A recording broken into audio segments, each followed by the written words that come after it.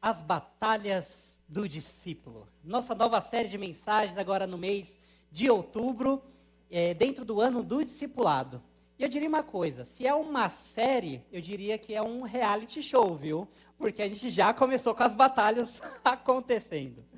Hoje de manhã, a gente foi pego de surpresa, né, com a esposa do Renan, Maressa, passando ali mal, ia trazer a mensagem, mas como eu falei ali com a Ana, a gente vem conversando, Deus não é pego de surpresa. E Ele tinha um propósito para tudo e reservou esse tempo aqui para nós, para que possamos meditar na palavra dEle e sermos instigados, confrontados e também confortados pela palavra do Senhor.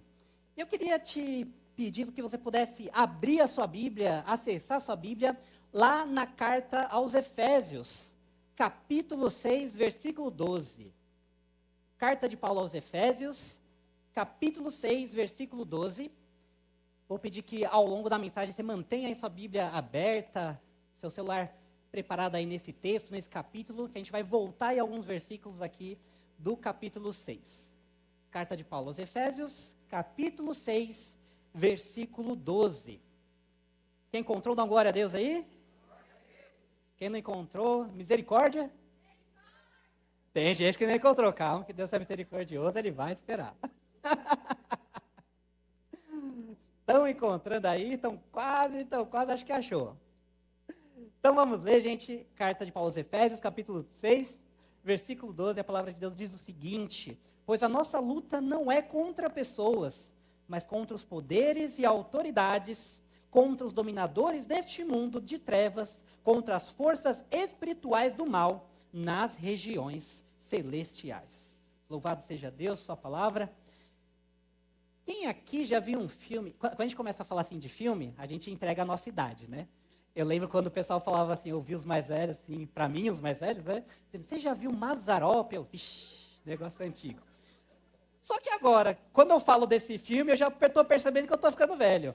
Quem aí já assistiu Matrix? Gente, você sabe de quando que é Matrix? Já tem um tempinho que está aí, né? Se você já viu, você está entregando a sua idade. Mas se você já assistiu Matrix, eu queria te lembrar um pouquinho do contexto desse filme, e que tem muito a ver com o que nós vamos falar aqui hoje sobre essa carta aqui de Efésios, principalmente essa questão de lutas, de batalhas. Nesse filme lá no Matrix, o que acontecia? Os seres humanos tinham construído máquinas que foram ficando tão avançadas que chegou uma hora que elas começaram a lutar contra os homens, a dominar eles, e criaram toda uma realidade para que pudessem manter os seres humanos aprisionados num sistema virtual, enquanto essas máquinas absorviam a energia dos corpos dos seres humanos para se alimentar, para sobreviver. E presos nessa realidade virtual, os seres humanos viviam a vida deles como se nada estivesse acontecendo. Eles não faziam ideia de que estavam presos na Matrix, que é essa realidade virtual. Só que essas máquinas, além delas aprisionarem eles, elas também tinham agentes.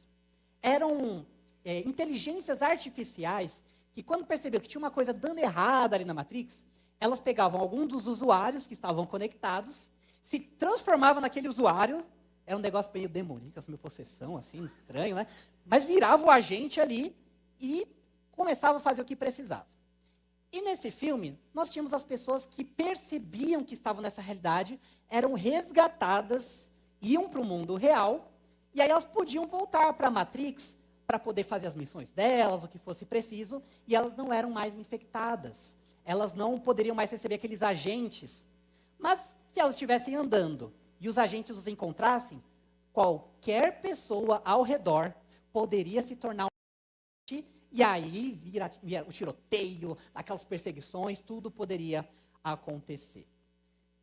De certa forma, nós vivemos hoje em uma Matrix. A gente fala muito disso para muitas situações, muitas questões, esse filme virou exemplo para muita coisa. Mas pensando nessa ideia de que há pessoas normais, e essas pessoas de repente podem ser infectadas por um agente, ele vira o seu inimigo, isso tem muito a ver com o que a gente vai falar aqui na carta de Efésios. Às vezes nós estamos vivendo as nossas vidas, e sem perceber a gente perde o norte das nossas vidas. A gente não entende mais o propósito da vida, o que é vida. Para que nós existimos? Até mesmo dentro da igreja, Veja se não é algo que acontece. Dentro mesmo da igreja, a gente pensa que a vida existe para que nós possamos estudar, trabalhar, aí você encontra alguém, compra um carro, compra uma casa, viaja, aposenta. Tudo isso acontece na nossa vida. Mas a vida não foi feita para isso. Mas, se alguém começa a opinar na sua vida, nesses seus sonhos, você tem um sonho de fazer uma faculdade, um sonho de trabalhar, ser gerente, em um projeto. Se alguém começa a falar, olha, mas você tem certeza? Será que é bem por aí? Não é meio estranho? Não é meio complicado? Você começa a se tornar inimigo dessa pessoa. A pessoa começa, tudo que eu faço, essa pessoa reclama, fica procurando coisas negativas para falar daquilo que eu estou sonhando. Deixa eu viver a minha vida em paz. Mas será que nós temos vivido a vida como ela deveria ser? Eu não estou dizendo que a gente não pode casar, não pode ter carro, não pode fazer coisas, mas isso é a vida. E quando alguém se opõe, essa pessoa vai se tornando um inimigo, uma pessoa tóxica, alguém que você prefere evitar. Veja se não tem uma similaridade com a Matrix, em que qualquer pessoa próxima pode se tornar o seu inimigo. Mas, no final das contas, quem disse que o sentido da vida realmente é conquistar coisas? A palavra de Deus não diz isso.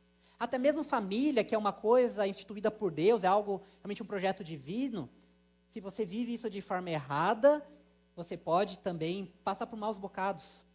O verdadeiro sentido da vida, lá em João 17, versículo 3, a vida eterna é esta, que te conheçam a ti, o único Deus verdadeiro, e a Jesus Cristo, a quem enviaste. Cristo é a vida. Cristo é o sentido da vida. Cristo que nos dá vida. Em Cristo que nós temos vida por toda a eternidade. É com Ele que nós experimentamos realmente tudo aquilo que nós fomos feitos para ser. Só que nessa busca de sermos como Cristo quer que sejamos, mais parecidos com Ele, vivermos a vida de Cristo, há uma batalha. E essa batalha não é contra os nossos projetos, contra os nossos sonhos. Há uma oposição muito mais acirrada e que a gente não pode ver normalmente. Há pessoas talvez capacitadas com esses dons que possam ver, mas normalmente são coisas que a gente não vê. Eu queria muito falar com você hoje sobre essa batalha invisível. Uma batalha que nós não vemos, mas que muitas vezes nós travamos ela contra o inimigo errado. Pelos motivos errados, para alcançar coisas erradas. Ou pelo menos coisas que naquela situação, naquele encaixe, estarão erradas. O primeiro ponto que eu quero dizer é sobre o que não é a nossa luta. O que não é a nossa luta. No texto que nós vemos em Efésios, o texto já começa dizendo: a nossa luta não é contra pessoas. Ou, em outras versões, não é contra a carne e o sangue, ou seja, não é contra nós mesmos, não é contra as descendências, o sangue, as coisas que... Não. Nossa luta não é contra pessoas. Jesus Cristo, quando ele estava na cruz, morrendo, sendo ali agredido por todo mundo, xingado por todo mundo, ridicularizado, ele disse: Pai, perdoa-lhes, porque eles não sabem o que fazem. Seu discípulo e diácono Estevão, homem muito usado por Deus, imitador de Cristo, imitou tanto a Cristo que Cristo apareceu para ele, para recebê-lo. Lá em Atos 7, versículo 60, ele diz: Senhor, não lhes imputes este pecado, dizendo a respeito das pessoas que estavam com pedras jogando nele até que ele morresse. Será que é fácil nós dizermos que a luta não é contra pessoas? Será que é fácil dizer que a luta não é contra pessoas quando alguém lá no seu trabalho começa a te ridicularizar? Quando algum chefe, alguém que está no seu cargo começa a falar: você está querendo puxar meu tapete? Vou te ferrar, hein? Será que a gente pensa realmente que a nossa luta não é contra pessoas, quando na nossa família as pessoas começam a jogar as coisas em cima da gente? Não vai lá você, o pai prefere você, não sei o queridinho da mamãe. Sem perceber, nós lutamos uns contra os outros. Basta uma cara feia, um comentário, um ar de maldade, ou às vezes uma coisa que nem aconteceu, mas que a gente acha que aconteceu, que a gente começa a ter uma oposição com alguém. Uma cara virada, um ranço, não fala, evita as pessoas que estão ao nosso redor. Sabe, aqui nessa carta de Paulo aos Efésios, nós temos um versículo aqui do capítulo 6, nós vamos ler outros versículos também, mas o capítulo 6, ele é um fechamento da carta. Tanto que no versículo 10, Paulo fala assim, finalmente, como se a gente fala assim, depois de termos falado tudo isso, então, para concluir o negócio é o seguinte. O que Paulo estava falando antes dessa carta de Efésios, que tem sentido com essa questão de qual é a nossa luta, ou melhor, do qual não é a nossa luta. Paulo apresenta uma coisa, por algumas vezes aqui nessa carta, que é um mistério. Hoje já pensou, vem um pregador aqui de fora, internacional, profeta, e fala, hoje vamos ter a revelação de um mistério. Você já ia começar a ficar empolgado, né? Você fala, eita, hoje Deus vai falar qual é o mistério de Deus. Eles estão preparados para o mistério. E o mistério de Deus é que Deus quer que todos sejam salvos. Qual seria a sua reação? Ah, fala a verdade, gente. Você vai ficar, só isso? Isso a gente já sabe. Isso, nossa, a gente está careca de saber, no CFC, nas aulas. Na teoria, beleza, mas e na prática? Aqui nesse contexto de Efésios, era um mistério. O povo ali judeu, por muitos anos, pensou, nós somos o povo escolhido de Deus, o resto é resto. Os outros povos são inimigos. Os outros povos não adoram a Deus. Os outros povos não conhecem o Senhor. Os outros povos vão enfrentar a ira do Senhor. De repente, chega Paulo e fala assim, tem um mistério. Ele, qual o mistério? Deus quer os outros povos também. Pode parecer não chocante para você aqui, mas vamos contextualizar. Sabe aquela pessoa que te faz mal, que te humilhou, que você não gosta, que você discutiu? Se eu disser que o mistério de Deus é que Deus quer que essa pessoa seja salva e salva por intermédio seu, vira um mistério? Você fala, ah não, Senhor, escolhe outro. Deixa aquele outro, aquele é meu amigo, deixa eu salvar ele. Mas justo aquele. Não aguento olhar para a cara da pessoa, Deus. Pelo amor do Senhor, não faz isso comigo não. Começa a se tornar um mistério. O mistério que Paulo está trazendo em Efésios é realmente esse, falar, olha, em Jesus, tudo será convergido. Como assim convergido? Que Paulo estava querendo dizer é o seguinte, quando Deus criou o mundo com um propósito, criou um mundo perfeito, bom, puro. Aí vem toda a história que a gente conhece, vem pecado, corrompe tudo. Mas Deus quer restaurar o mundo, mas essa restauração não vai acontecer de qualquer forma. Essa restauração vai acontecer por meio de Cristo. Por meio de Cristo, o mundo será novo, transformado. Mas Deus não quer convergir apenas o mundo, as árvores, os animais. Ele quer que todos possam ser convergidos nele. Todos possam ser transformados nele. Quem a gente gosta, quem a gente não gosta. Paulo começa a falar, gentios e judeus, o povo de Deus.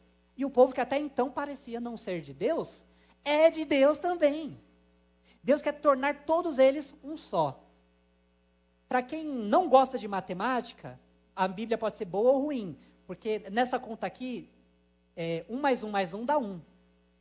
Porque Cristo está falando assim, um povo, um outro povo, comigo vai dar 1. Pessoas diferentes, que não se gostavam, que haviam muitas barreiras, elas em Cristo serão um, comigo. Lá em Efésios, capítulo 2, versículo 14 e 16, diz o seguinte, pois Ele é a nossa paz, o qual de ambos fez um, destruiu a barreira, o muro de inimizade, anulando em seu corpo a lei dos mandamentos expressa em ordenanças. O objetivo dele era criar em si mesmo, dos dois, um novo homem, fazendo a paz, e reconciliar com Deus os dois em um corpo, por meio da cruz pela qual ele destruiu a inimizade. A ideia de Deus é tornar vários povos em um povo e em uma pessoa. A igreja, cuja cabeça é Cristo. Uma unidade. Você entende que a nossa luta, no final das contas, não é uns contra os outros? Você entende que quando tem alguém lá no seu trabalho que te tira a paciência, a luta não é contra essa pessoa? Você entende que se alguém te assalta, a luta não é contra essa pessoa? Você entende que se alguém faz o inferno da sua vida, no final das contas, a luta não é contra essa pessoa?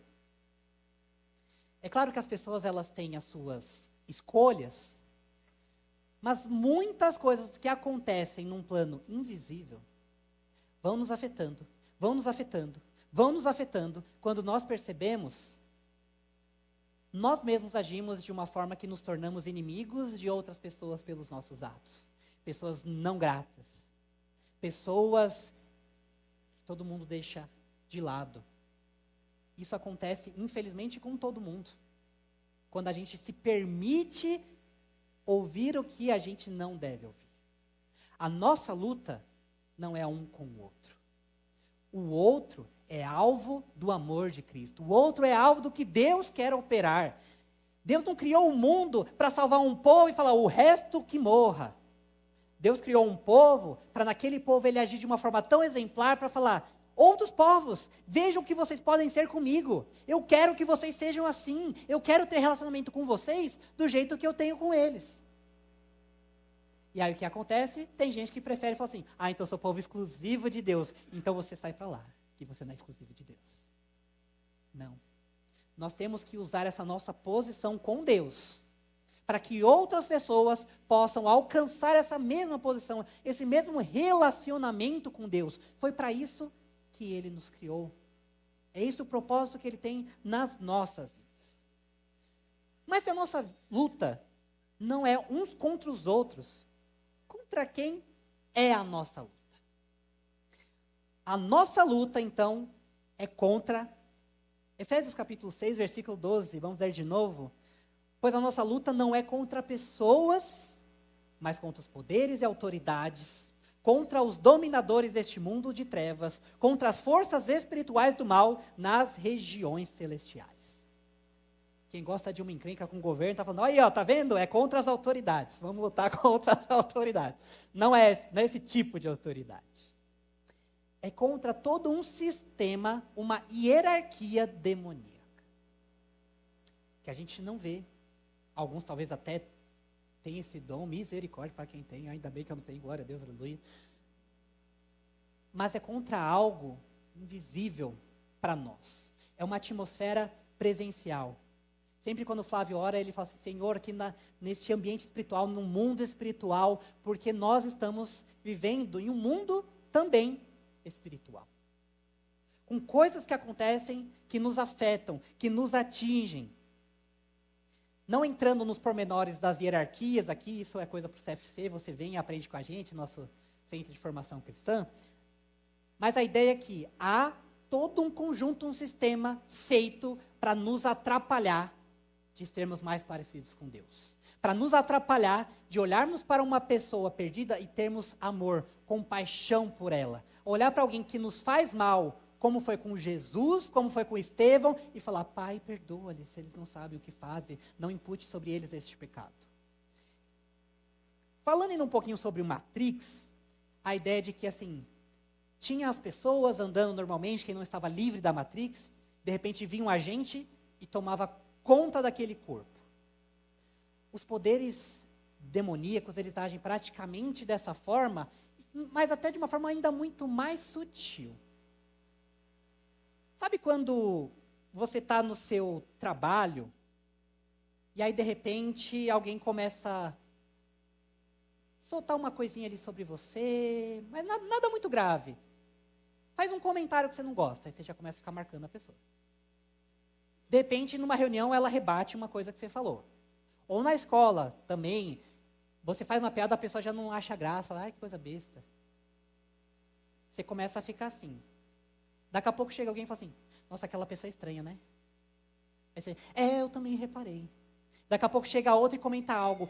E uma coisa vai começando a ser construída na nossa mente.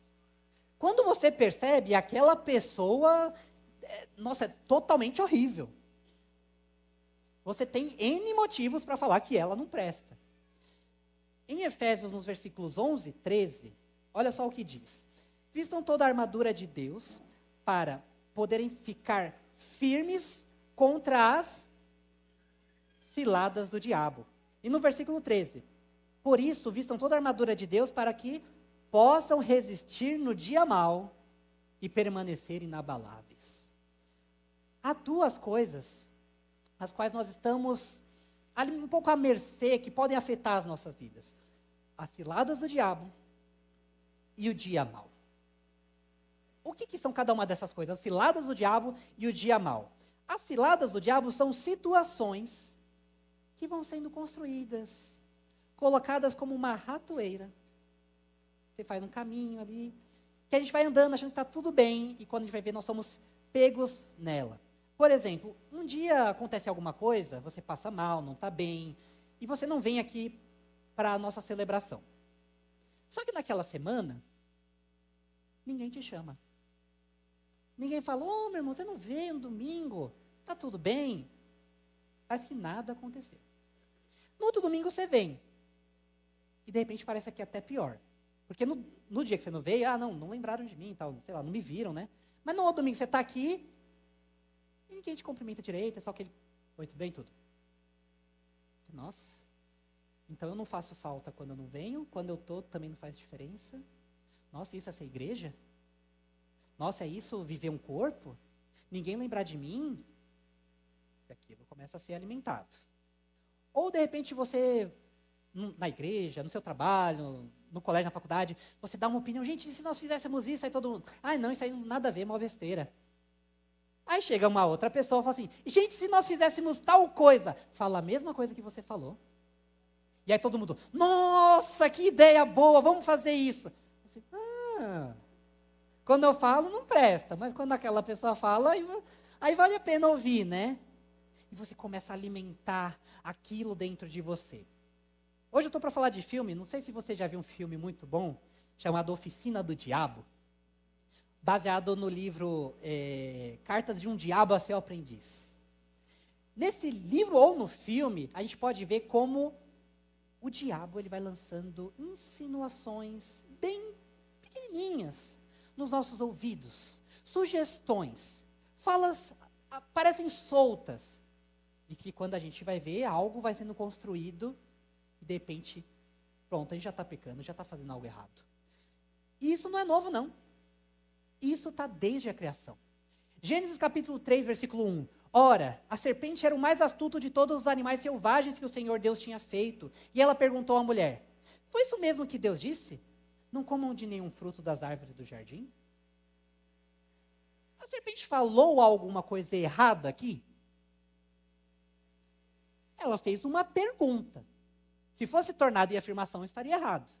Mas ela falou, vem cá, Eva, deixa eu te perguntar. Você falou que não podia comer de nenhum fruto? A Eva, não é isso que ele falou.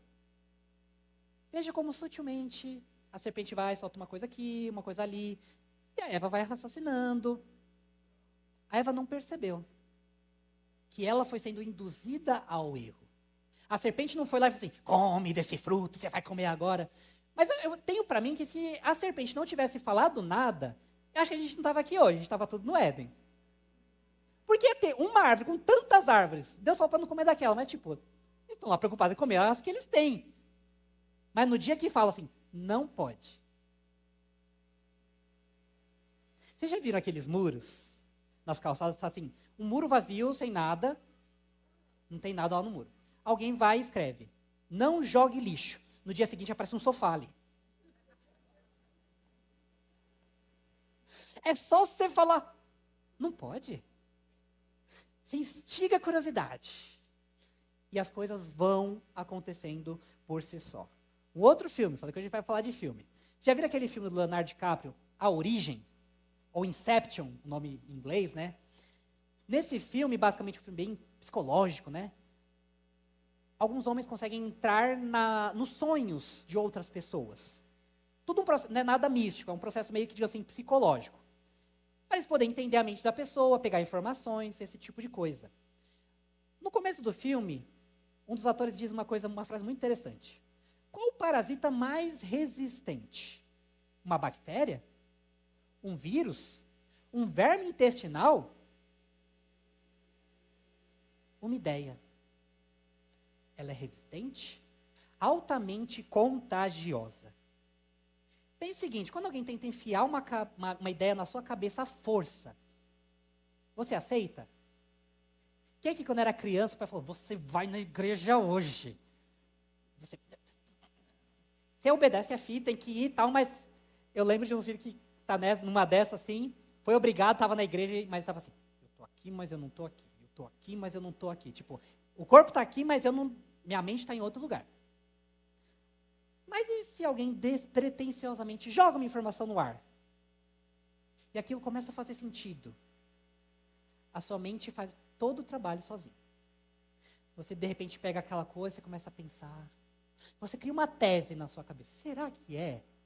Você contextualiza, coloca personagens, você tem uma narrativa pronta e pronto. Aquilo não sai mais da sua cabeça. Não porque aquela pessoa não gosta de mim. Quem te disse isso? Não, olha só, me evita. Quando a gente vai sair, fala, não, mas a pessoa, não, onde eu estou, ela vai embora. Ela não gosta de mim. Você vai somando coisas. Tudo isso são ataques sutis, demoníacos, que vêm atingindo, infelizmente, às vezes a nossa igreja, as nossas casas, que vão se infiltrando. E sem a gente perceber, a gente vai dando ouvido a essas coisas. E a gente vai ficando uns contra os outros. Nós não falamos aqui que a nossa luta não é contra as pessoas, mas você está vendo como tudo parece que vai acontecendo para daqui a pouco a gente estar um quebrando pau com o outro brigando por besteiras.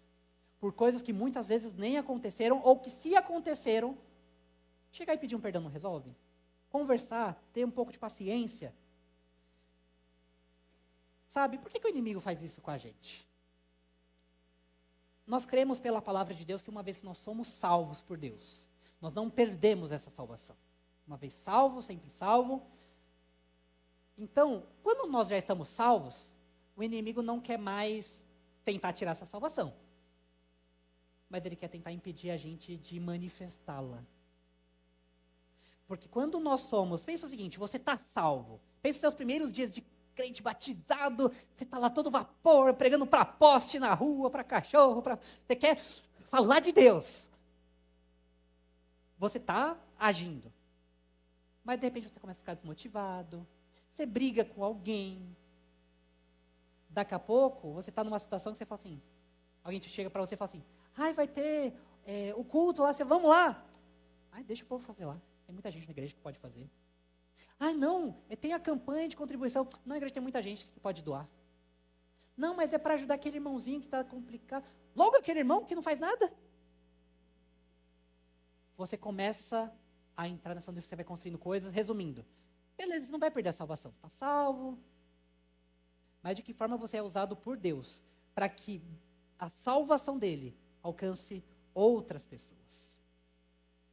Tudo isso são as ciladas do diabo. Mas além das ciladas do diabo, há também o dia mau. Sabe aquele dia que dá tudo errado? Parece que o mundo convergiu, o mundo falou assim, hoje vamos acabar com a vida dessa pessoa? Vamos! E tá tudo errado. Teve um dia, não lembro se foi ano passado, retrasado, uma história, pedi autorização, é claro, para uma delas, a outra não sabe. Tava a Maiara e a pastora Ana. Para a pastora não precisa pedir autorização, não. Depois ela me bate. Tava a Maiara e a pastora Ana, elas foram sair de carro para comprar carne para uma atividade que ia ter aqui na igreja. Foram lá para Santo André.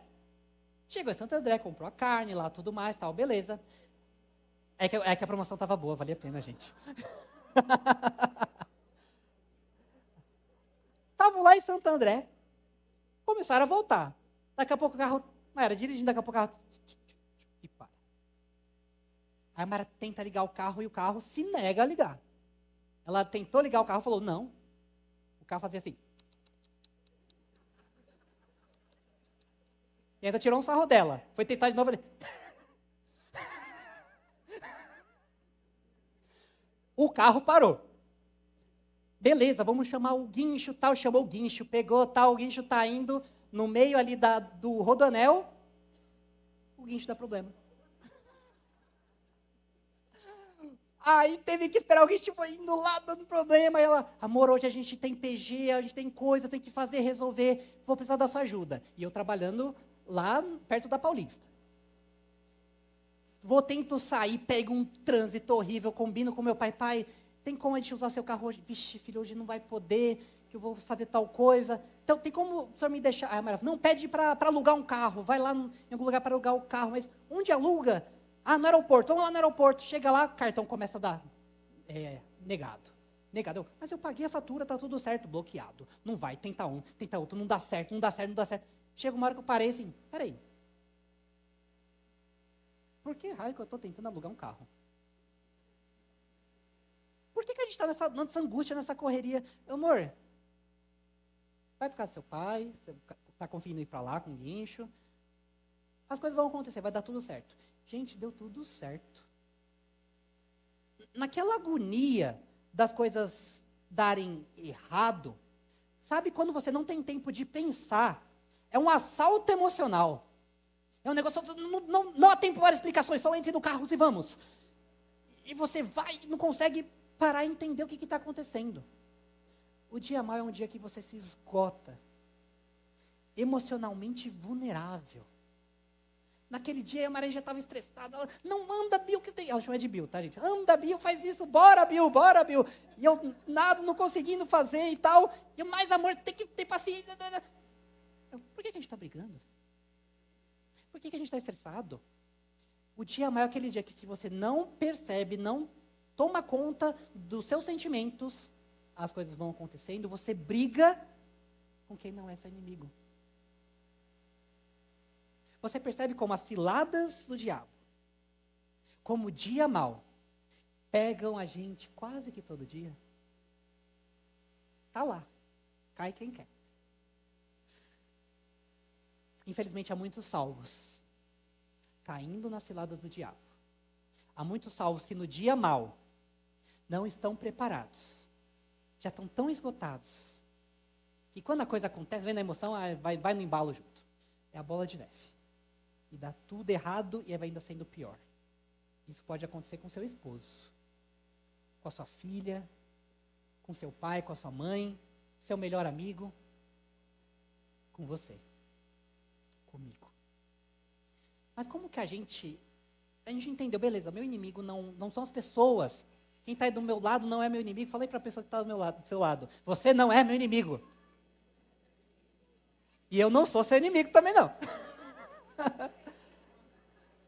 Já entendemos essa parte. Ei, tem gente que não falou não, hein? Tem gente que não falou não, hein? Já entendemos essa parte. Não somos inimigos, somos todos amigos. Somos os backyardigans. O nosso inimigo nós entendemos quem é. Mas beleza, como que a gente se prepara para lutar contra esse inimigo? Como que a gente se prepara para que naquele dia mau, aquele dia que tudo tende a dar pior, nós resistirmos, estarmos firmes? Efésios 6 diz, lá no versículo 10 e 11, finalmente, fortaleçam-se no Senhor e no seu forte poder.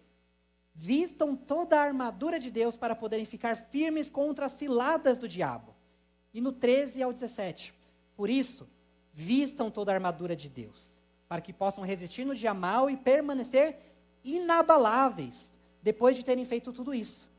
Assim, mantenham-se firmes, cingindo-se com o cinto da verdade, vestindo a couraça da justiça e tendo os pés calçados com a prontidão do evangelho da paz. Além disso, usem o escudo da fé, com o qual vocês poderão apagar todas as setas inflamadas do maligno.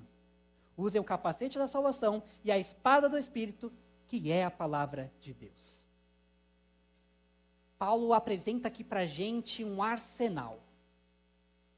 Recursos espirituais Não para a gente lutar a luta errada, mas a luta certa. Gente, não são as 6 joias do infinito com a manopla, não são. Não são poderes místicos. Na verdade, são princípios. Naquele contexto que Paulo estava, ele traz o contexto da armadura romana. Algo para as pessoas associarem, entenderem melhor. A armadura romana protegia os soldados romanos nas batalhas. Protegia aqui os pés, né? Protegia o peitoral, a cabeça, tal. Ele traz isso como um paralelo para que a igreja lá de Éfeso pudesse entender como cada parte tem uma função, um propósito nessa nossa proteção contra os ataques malignos. E ele apresenta então o cinto da verdade, couraça da justiça, os calçados da prontidão do evangelho da paz, escudo da fé, capacete da salvação e a espada do Espírito. Cada uma dessas coisas não é só um item à parte, solto, não é uma cartinha lá de Magic, não. Cada um desses pontos, cada um desses itens, na verdade, apresenta uma arma contra algo em específico, contra um tipo de ataque. Por exemplo, o cinto da verdade. A verdade é a maior arma contra a mentira. Uma mentira pode ser dita, levar um tempo, mas a verdade aparece. Sabe quando você se acha pequeno, você acha que você não é amado, você está nesse complexo assim, inferior, você precisa se lembrar do que diz a verdade. Declare a verdade sobre a sua vida. O que Deus, em sua palavra, o que a verdade diz sobre você, que você é um filho amado de Deus, resgatado, remido pelo sangue de Cristo. Não há nada que possa afetar a sua vida, tocar a sua vida, porque Cristo te resgatou.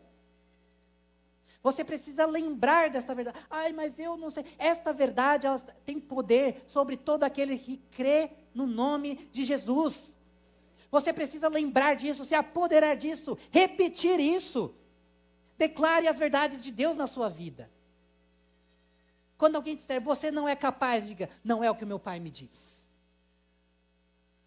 Quando alguém te disser, você não merece isso, não é o que a palavra de Deus me diz. A gente está dizendo amém. Mas e quando esse amém, essa verdade não é tão legal? Quando a verdade diz, você está errado nisso. Amém. Quando a verdade diz, tome jeito, porque se você continuar assim, você sabe qual será o seu fim. Conserte o seu casamento. Veja como está o relacionamento com seus filhos. Isso é forma de você responder para os seus pais, onde está a honra. Quando a verdade nos confronta, a gente não pode acusar pastor, líder, é Deus nos confrontando. Vai brigar você com ele. Isso até pode. Deus gosta de ter uma DR, sabe? Com o Jó, a gente pode ver isso. Deus gosta, né? Porque quando você vai brigar com Deus, você está indo até ele, pelo menos. Vai lá, dá uma DR com Deus, fala com Deus, mas fala com ele, aprende as verdades que ele tem para a sua vida. A couraça da justiça, ela nos torna humildes e vigilantes. Sabe quando você começa a falar, ai, eu não acho que essa pessoa fez justo. Eu não acho que isso é justo. Ela tinha que pagar por isso. Se a outra pessoa tem que pagar por um erro, você também tem erro, sabia? Você quer saber o que é justo? Justo é cada um de nós ir para o inferno. Se a gente for pegar só o nosso comportamento, só quem somos isoladamente. Isso seria justo. Mas sabe o que é mais justo ainda? Porque em Cristo Jesus nós somos justificados. Sabe quando você fala, ai, não é justo o que essa pessoa fez. Clame a justiça de Deus na vida dessa pessoa. Isso significa que você está clamando coisas ruins para essa pessoa, tratando uma de João, Tiago, o Senhor quer que a gente ore e caiam meteoros e caiam não sei o quê. Não. A justiça de Deus na vida dessa pessoa é que o amor constrangedor de Deus encontre essa pessoa, para que ela reconheça os seus pecados e peça perdão, confesse eles diante do seu Pai que está nos céus e seja perdoada e receba a justiça de Deus, que é o amor, o perdão, a graça. Isso é justiça. Você querer o mal da outra pessoa não é justiça, é vingança.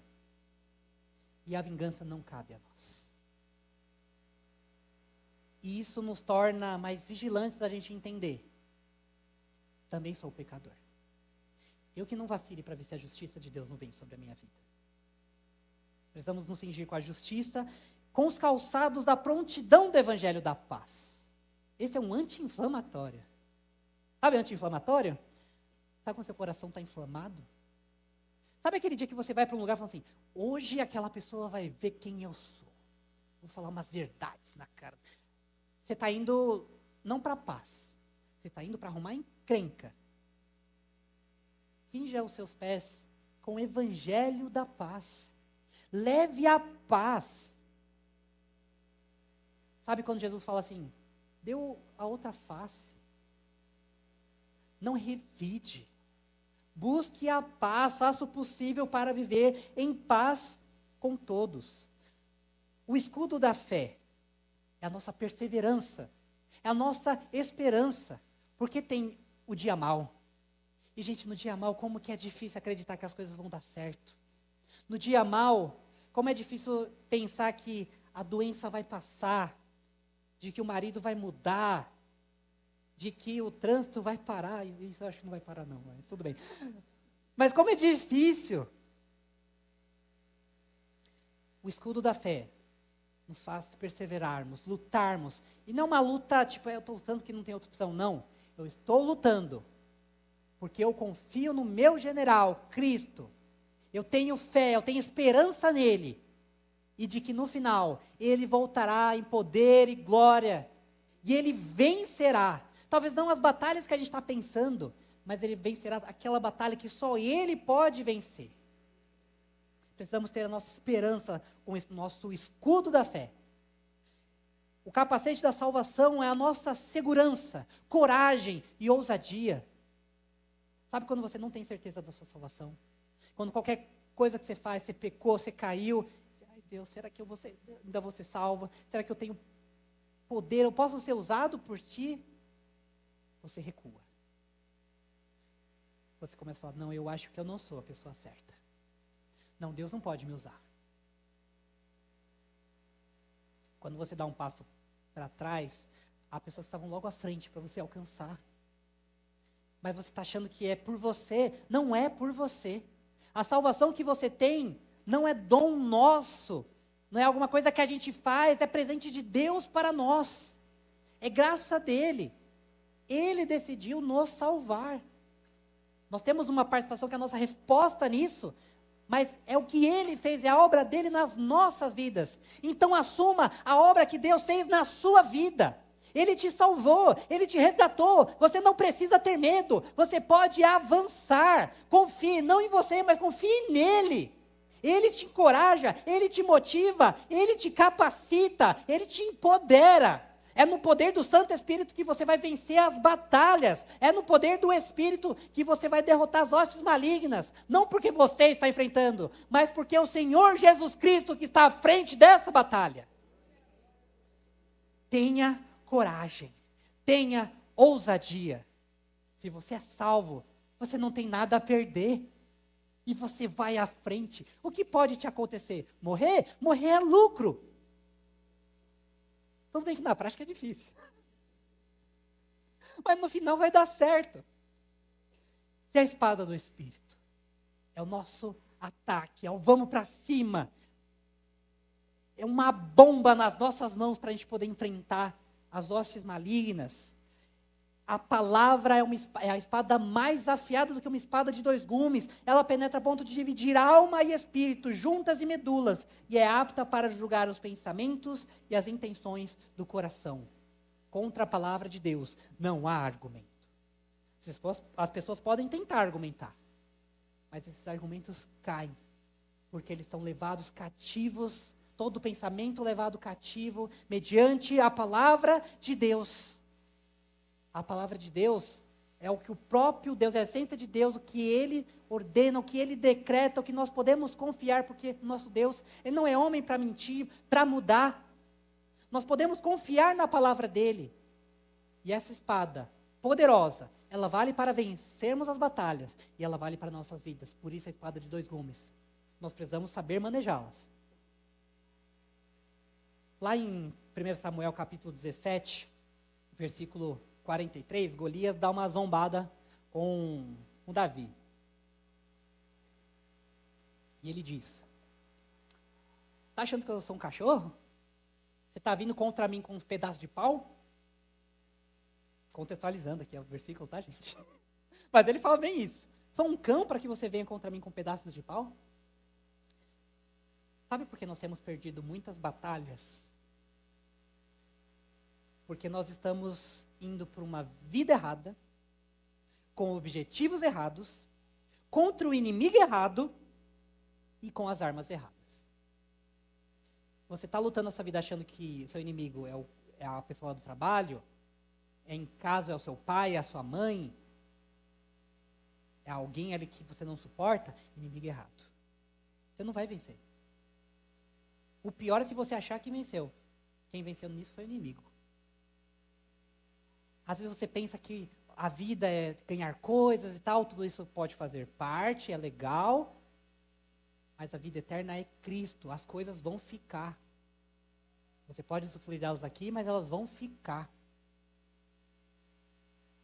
Às vezes você pensa que vencer as coisas, não, eu já fui no culto, já estou abençoado.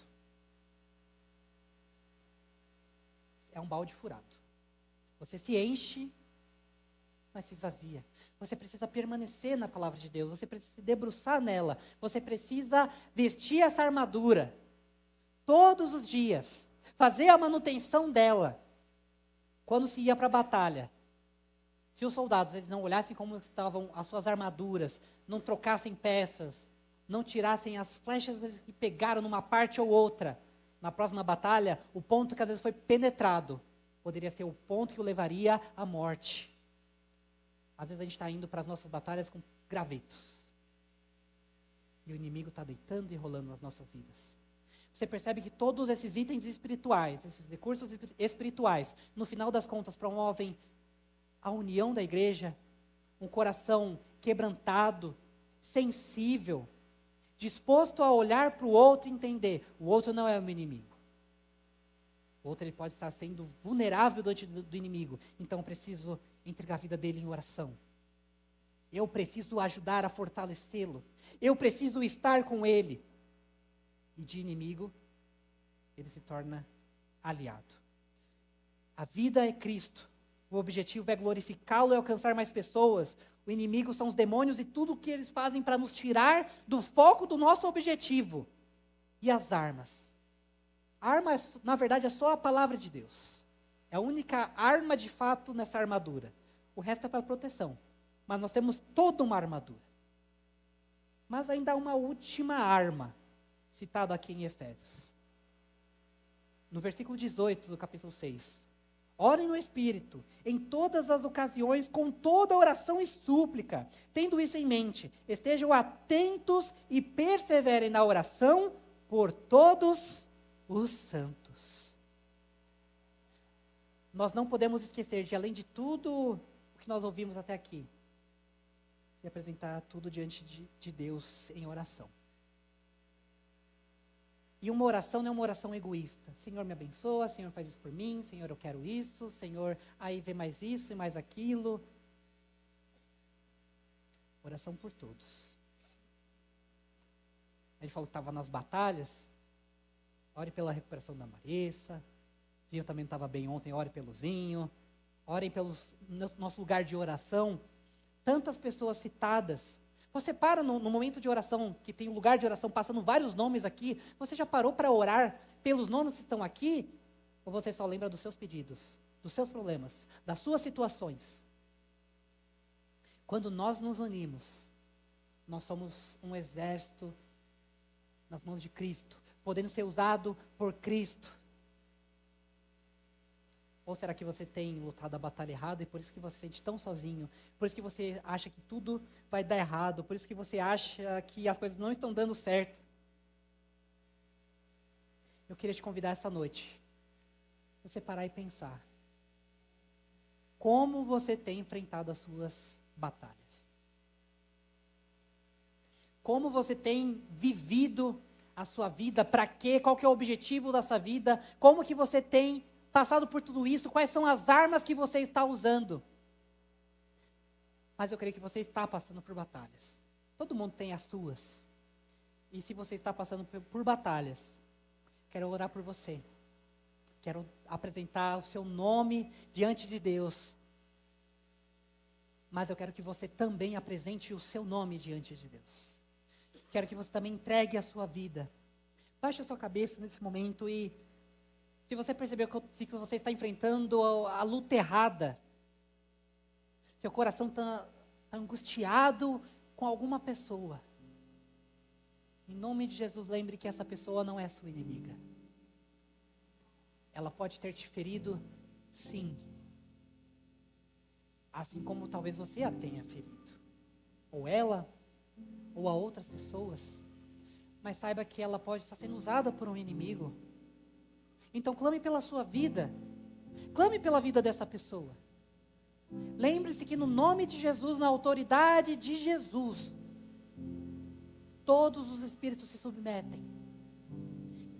E se há algum poder tentando afetar a vida dessa pessoa ou a sua, clame pelo nome de Jesus, para que esse espírito seja afastado. Clame pelo nome de Jesus, para que vocês tenham forças. Clame pelo nome de Jesus, para que vocês possam se juntar.